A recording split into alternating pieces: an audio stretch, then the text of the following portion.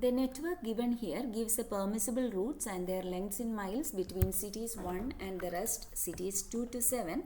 Determine the shortest route and hence the shortest distance from city 1 to city 7 using Dijkstra'S algorithm.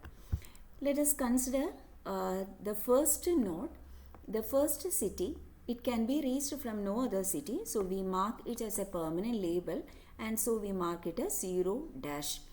So from city 1, the cities that can be directly reached are cities 2, 3 and 4. So let us write here the labels as, in the node 2, the label can be written as 2, which is the distance from city 1, and since it is reached from city 1, we write the second label in this ordered pair as 1. And for 4, the distance is 10, it is reached from city 1. For node 3, distance is 4 and it is reached from city 1. So among these three labels, we have the 2, 1 as a minimum value, and hence we mark this node 2. So this is having permanent label and 2, 1 is a permanent label. Now we consider the latest ticked cell or latest ticked node, or this permanent label 2, and we consider those cities that can be reached directly from this 2.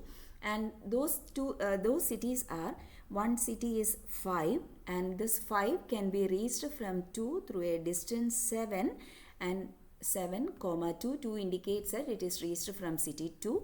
And for the node 4, we have it can be reached from 2 through a distance 2 plus 11 equal to 13, and since the existing label is less than that, we don't have to write that.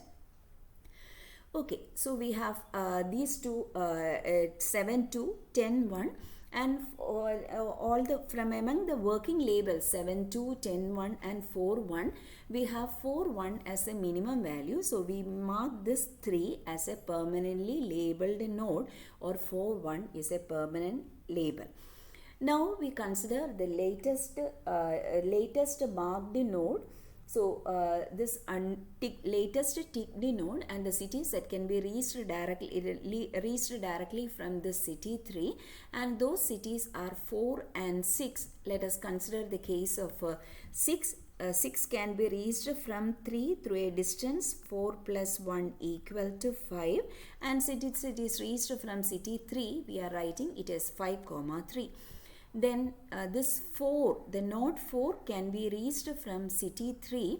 Node 4 can be reached from city 3. Let us modify this. So 4 plus 3 gives 7. So since that 7 is less than this 10, 1, we can cut off that and we can write here 7, 3.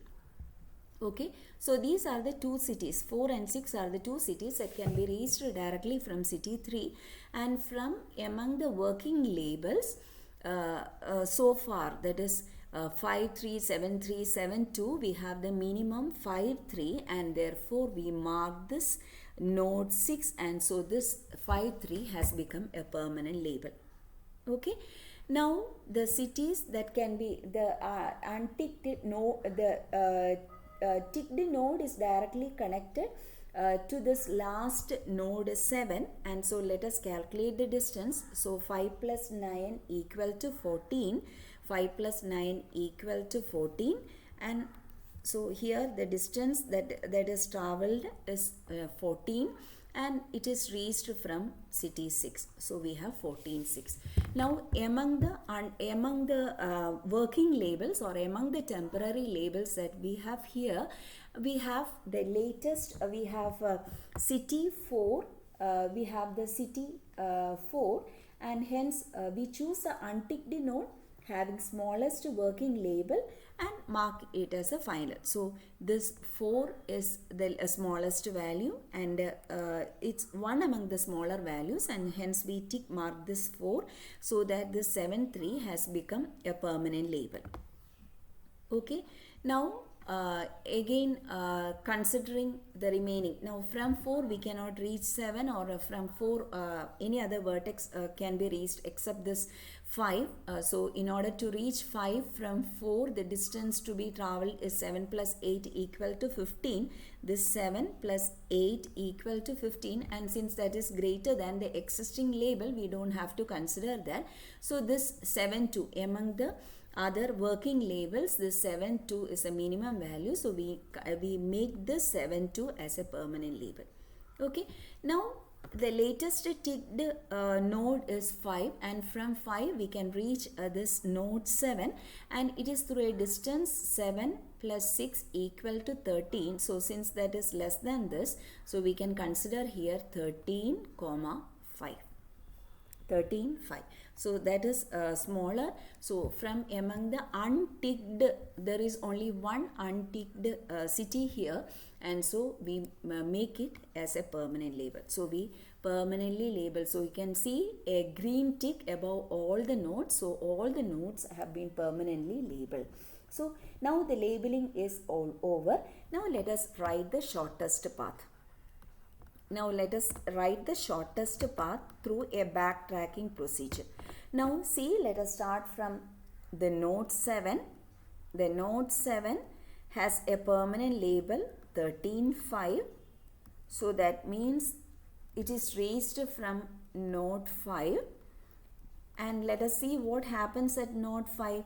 At node 5 we have the permanent label 7 2. So that means it is reached from the node 2, and let us see what happens at node 2. At node 2 it is 2 1. It is 2 1. So 2 1 means it is reached from the node 1. So the shortest path is 1 2 5 7. The numbers in the square bracket denotes the nodes. So 1 2 5 7, that is the shortest path, and the length of the shortest path, shortest distance, so this gives the shortest distance as equal to 13. The shortest distance is equal to 13. So that can be seen from the last ordered pair. The shortest distance is equal to 13. 1 2, the length 1 2 is 2, the length 2 5 is 5. Then the length 5 7 is 6. So in this way the shortest path can be calculated. Thank you.